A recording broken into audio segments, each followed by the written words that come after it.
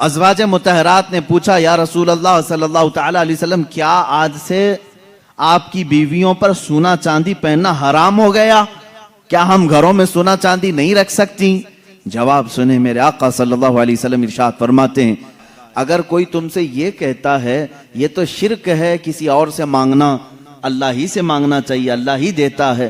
میرے عزیز، اللہ رب العزت کا دستور یہ ہے وہ کسی بھی چیز کا محتاج نہیں، وہ چاہتا تو براہ راست تم کو آسمان سے اتار دیتا، ماں اور باپ کے ہونے کی ضرورت کیوں پیش آئی تمہارے؟ وہ اللہ تعالیٰ پوری کائنات کو اسباب میں رکھا ہے۔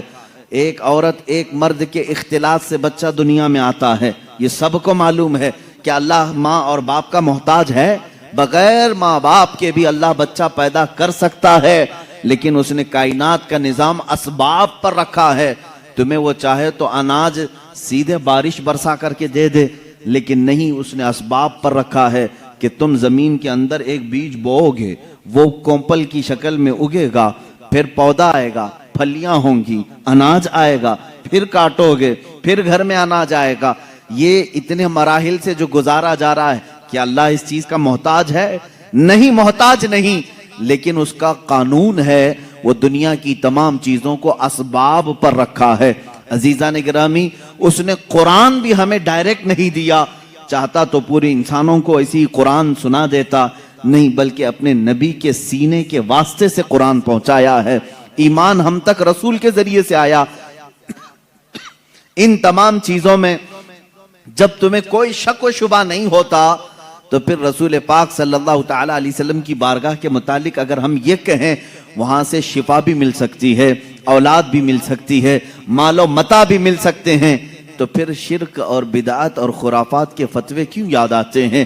یہاں پر بھی یہی فارمولے پہ عمل کرو، دینے والا حقیقی مالک اللہ ہی ہے، لیکن جس طرح وہ بارش برسانے کے لیے فرشتہ رکھا ہے، ہوا چلانے کے لیے فرشتے رکھا ہے، پوری کائنات کو رزق تقسیم کرنے کے لیے اپنا محبوب کیوں نہیں رکھے گا؟ رسول پاک صلی اللہ تعالی علیہ وسلم کا در یقیناً یہ اللہ کا ہی در ہے، بخدا خدا کا یہی ہے در، نہیں اور کوئی مفر مقر جو وہاں سے ہو یہیں آ کے ہو، جو یہاں نہیں تو وہاں نہیں۔ میرے عزیزو، رسول پاک صلی اللہ تعالی علیہ وسلم کی جود و سخا کے متعلق صحابہ کرام نے جو روایات بیان کی ہیں، وہ میں چند روایات کے بعد آگے بڑھتا ہوں، مثالوں کے ذریعے سے، دلائل کے ذریعے سے آپ کو میں بتاتا ہوں۔ حقیقت میں آپ حضور پاک صلی اللہ تعالی علیہ وسلم کی ہر عادت کو سننے کے بعد، اس سے قبل آپ نے سنا ہے حضور حسن و جمال میں بے مثل و بے مثال تھے، حضور پاک صلی اللہ تعالی علیہ وسلم کا رحم کرنے میں کوئی دوسرا ثانی نہیں ہے، حضور پاک صلی اللہ علیہ وسلم کا عدل کرنے میں کوئی دوسرا ہمسر نہیں نظر آتا، ان کے برابر کسی بھی خلق میں، کسی بھی عادت میں کوئی دوسرا نہیں دکھتا، اسی طرح عطا کرنے میں بھی ان کے برابر کوئی دوسرا ملتا ہی نہیں۔ اخیر میں تم مجبوراً ہو یا مسرورن ہو یہ کہو گے سب سے اعلیٰ و والا ہمارا نبی، سب سے بالا و والا ہمارا نبی۔ آپ کو یہ کہنا پڑے گا حضور پاک صلی اللہ تعالی علیہ وسلم سب سے اعلیٰ ہیں، کن چیزوں میں؟ ہر عادت میں، ہر خصلت میں، ہر خلق میں میرے آقا کو اللہ تعالیٰ نے عظیم بنایا ہے۔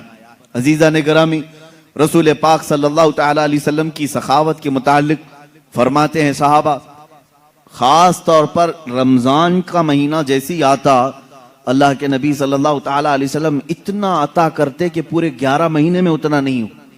11 مہینے کی سخاوت ملا کر رمضان کا مقابلہ نہیں ہوتا۔ ایک بار بحرین سے حضرت علاء الحضرمی رضی اللہ تعالیٰ وہاں کے گورنر تھے، بحرین سے انہوں نے 1,00,000 درہم حضور کے تحفے میں پیش کیے۔ 1,00,000 درہم بہت بڑی قیمت ہوتی ہے، آج کے اعتبار سے 100 کروڑ کے اوپر چلے جائیں۔ وہ چاندی کے درہم ہوا کرتے تھے، ان کی مالیت، ان کی قیمت بہت زیادہ ہوا کرتی۔ حضور پاک صلی اللہ تعالی علیہ وسلم کی بارگاہ میں وہ 1,00,000 درہم آئے۔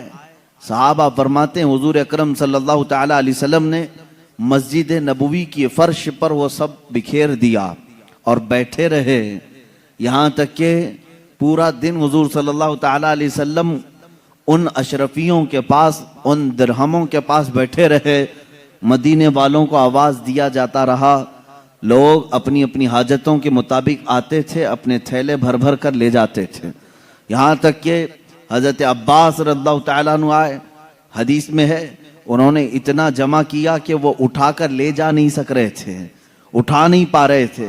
حضور پاک صلی اللہ تعالیٰ علیہ وسلم سے وہ یہ کہنے لگے کہ یا رسول اللہ صلی اللہ علیہ وسلم، کسی سے کہہ دیں کہ یہ میرا بوجھ اٹھا دیں، اور اگر کوئی نہیں اٹھا سکتا تو آپ ہی اٹھا کر کے دے دیں۔ یہ تھا حضور اکرم صلی اللہ تعالیٰ علیہ وسلم کے عطا کرنے کا انداز، یہاں تک کہ مغرب سے پہلے وہ 1,00,000 درہم پورے مدینے میں خیرات ہو چکے تھے۔ 1,00,000 درہم رسول پاک صلی اللہ تعالیٰ علیہ وسلم نے پورے عطا کر دیے، پورے عطا کر دیے۔ میرے عزیزو، بانٹنے والا اس زمانے میں جتنا بھی ہو، ہم میں سے کوئی ہو، لیکن سخاوت کے اس اعلیٰ مقام کے ایک چھوٹے سے حد تک ہم نہیں پہنچ سکتے۔ ہم اپنا پہلے دیکھیں، اس کے بعد، اور حکم بھی یہی ہے۔ لیکن رسول پاک صلی اللہ تعالیٰ علیہ وسلم، ایک مرتبہ آپ کے پاس 10 اشرفیاں آئیں، سونے کی اشرفیاں، اور ان میں سے 6 تقسیم ہو گئی، 4 ابھی نہیں تقسیم ہوئی تھی۔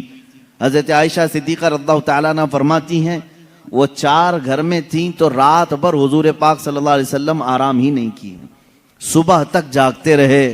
حضرت عائشہ فرماتی ہیں میں نے عرض کیا یا رسول اللہ صلی اللہ تعالیٰ علیہ وسلم، اگر یہ بھی تقسیم کرنا ہے تو صبح کوئی نہ کوئی حاجت مند آ جائے گا، اسے تقسیم کر دیں۔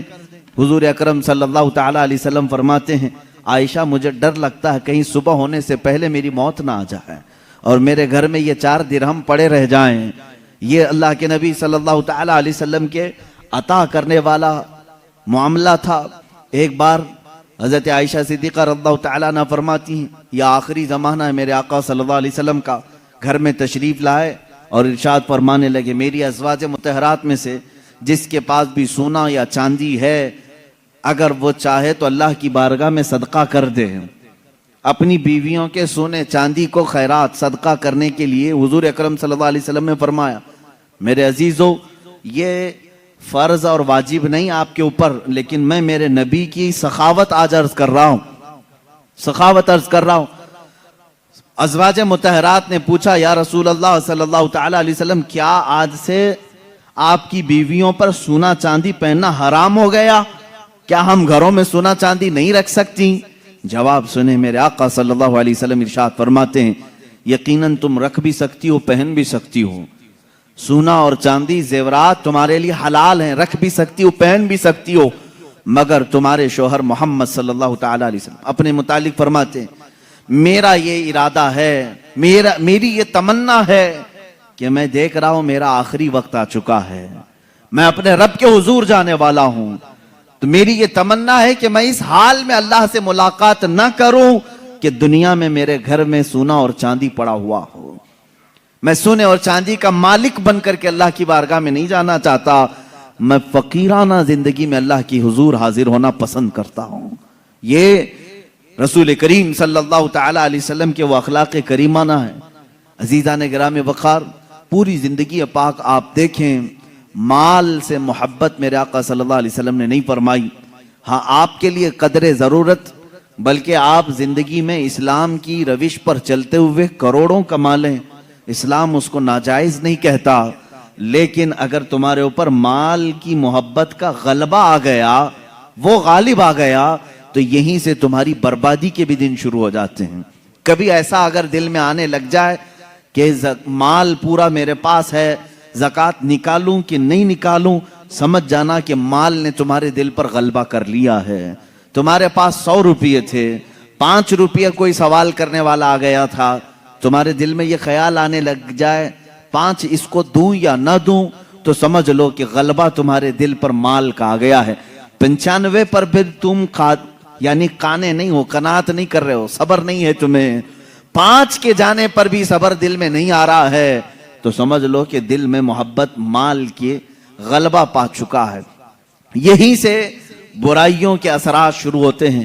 جس دنیا کی اور جس مال کی مذمت شریعت میں آئی ہے وہ ہر مال کی نہیں ہے۔ آپ کماؤ، خوب کماؤ، لیکن ایسے ہی جیسے سمندر میں کشتی تیرتی ہے، سمندر میں کشتی تیرتی ہے، جب تک کشتی پانی کے اوپر چل رہی ہے اس کی زندگی ہے، اس کی بقا ہے، لیکن پانی اگر کشتی کے اندر آ گیا تو پانی میں وہ کشتی غرق ہو جاتی ہے، ڈوب جاتی ہے۔ تم دنیا میں رہو، تم دنیا میں رہو، مال جتنا چاہے کما لو، لیکن تمہارے اندر دنیا آ گئی تو ڈوب جاؤ گے، غرق ہو جاؤ گے۔